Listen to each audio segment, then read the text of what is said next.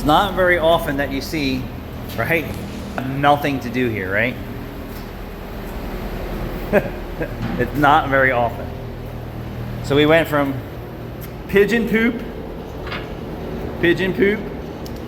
to we're getting there, right?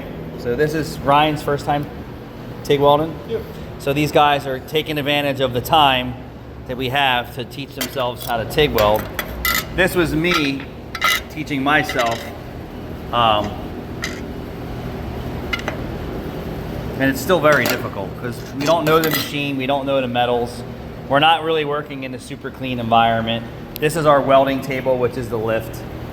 But Ryan's getting it. So I told Ryan to clean up, get the material clean, get your tungsten clean. Let's try and get some good stuff. I still think you're a little far away, like this way. I think you need to be a little closer. I was more or less working right there, and that was a decent one.